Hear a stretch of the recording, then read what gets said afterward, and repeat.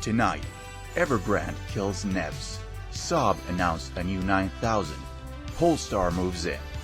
Hello Saab fans and novices, this is Jacob Holgerson with another news video. In my last video, I rejoiced over the sale of Nevs and what that might mean for the future. Since then, a steady stream of news have broken, which have been good reason for despair, but some are also very exciting and interesting. When we last left off, Nevs had finally found a buyer. The entire factory and all of the intellectual properties would be sold to a single new buyer. Shortly after I posted that video, news broke that Evergrande stepped in and stopped the sale. Nevs' CEO stepped down in protest and the company was put into basically a form of hibernation mode. It seemed like the real estate giant saw potential for the facilities as factory space to rent out and nothing else. The municipality of Trollhättan quickly stepped in and secured a portion of the facility to rent out to local businesses. And on that very sour note, this video could have ended. The last hope of anything even reminiscent of Saab revival squashed once and for all. But no, that's not the end. Not even close. News broke on April 1st, and since it was April 1st, a lot of people were very skeptical, myself included. You see, the Swedish version of a German car magazine, Auto, Motor and Sport, announced that they'd test-driven a new and complete model from Nevs called Emily. So I forgot about it, and then it hit. A few weeks later, they indeed did publish an article where they test drove Nevs' new vehicle, where one might expect there to be like one delicate concept car built on a pipe frame or something. Nevs actually built 6 complete cars that essentially look, feel, and behave like production vehicles that had gone through Nevs' test track and could be driven on public roads. So what is Emily like? And that's the name of the car, the Emily.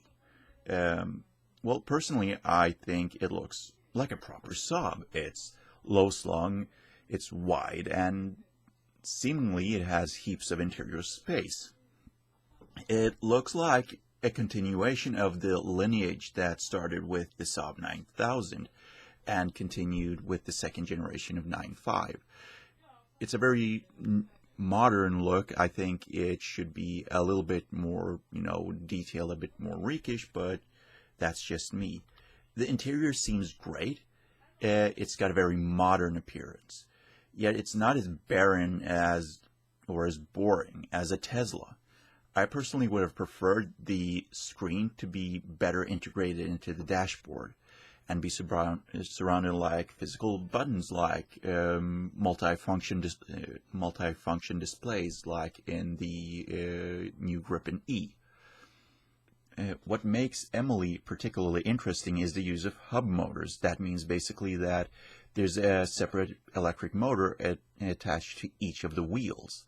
And that means they can use a larger amount of smaller engines. So they can provide a lot of power with smaller engines that generate less heat and so on and so forth. So it's a solution that's more compact and more cost effective while enabling actually torque vectoring. A common argument against this solution is that it results in higher unsprung weight. That, however, doesn't seem to be an issue with Emily, as both the journalists and Christian von Koenigsegg were highly impressed with both performance and handling.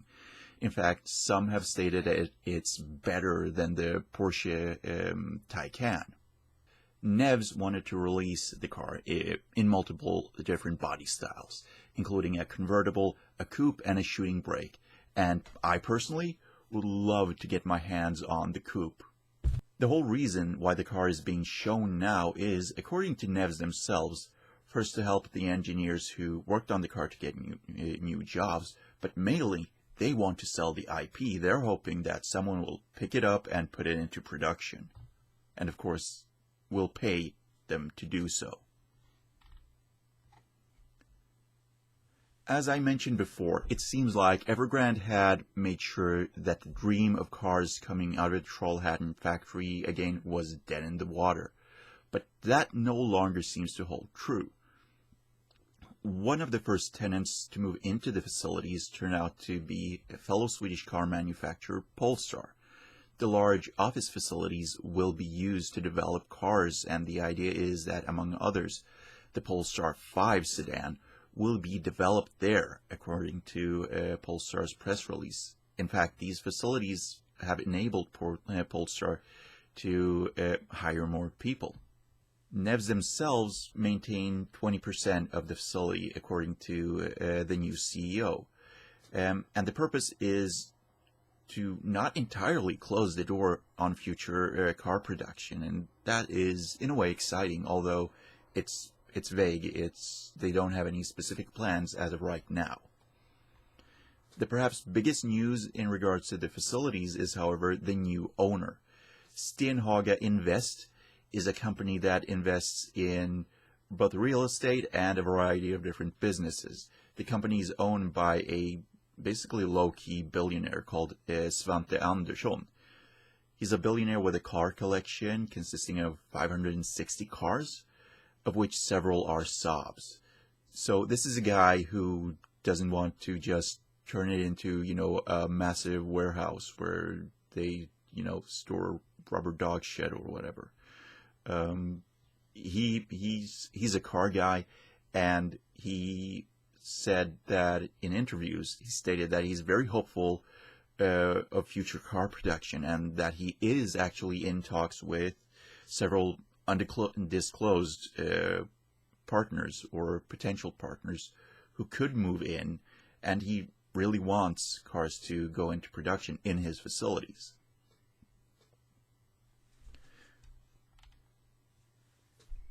The last thing I'll bring up is my take on scuttlebutt that's been floating around.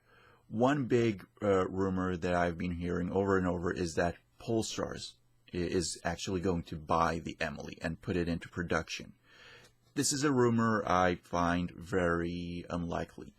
It doesn't seem to fill any niche in Polestar's lineup right now. Polestar has access to their own platforms, so I don't think it would make any sense to not use the advantages of building additional models on already existing platforms. And also, the car doesn't fill any void in their planned lineup. Like, it's essentially somewhere between Polestar 2 and Polestar 5, to my understanding. So there's no point to it. The next rumor that I've heard is that there's an alliance of 3 companies that have joined up or are joining up to basically revive Saab Automobile. And that trio consists of Koenigsegg, the hypercar manufacturer, Hedin Mobility, a car dealership network, and of course defense contractor Saab. This is a constellation that makes a whole heap of sense to me. Koenigsegg wanted to buy Saab directly from GM in 2008 and have continued to express a desire to move into more mainstream cars. Christian von Koenigsegg has himself been at the Nevs plant and tried the Emily car, and he has expressed a great deal of excitement over it. It feels quite certain that he wouldn't have been invited if he wasn't interested in actually buying it. I think that's the purpose of his visit. And he, if anyone, has the vision and the passion to be a driving force behind a constellation of this. Saab, the defense contractor, have said that they are not inherently opposed to the existence of a Saab car brand. What they are opposed against is for their customers, because they are primarily a defense contractor. They don't want potential customers to constantly believe that they are going out of business because, defense equipment is something that remains in use for decades. So if they buy a fighter jet, they want to get 30 years or whatever out of it, and not instead of, just buying it and, after 1 year, you can't get any more spare parts. Billions and billions down the drain. They don't want that. And they also don't want people to believe, their customers to believe, that they're owned by the enemy that their equipment is supposed to defend the customers against. European countries or Japan or whatever it may be, they don't want to buy, defense equipment by a Chinese-owned company. And that's been the trouble with NEVs, that it's Chinese owners and their customers are confused. They think that Saab cars and Saab defense are the same thing, and they don't want that. So if they were to participate themselves, that would make a whole lot of sense. Last up, we have Hedin Beal, and that's a national spanning car dealership network. Last year, they actually bought Oreo, which is the previously state-owned company that provides spare parts for Saabs. They make a whole lot of money off of that. It would make sense for them to double down and actually, become owners of Saab, or part owners. The company has a lot of money, and they would provide a new car manufacturer like Saab, or new car brand, an established and large dealership network in its domestic market, and that would be important. And Hedin also have international ambitions, as is right now. This rumor makes a whole lot of sense, but I remain skeptical.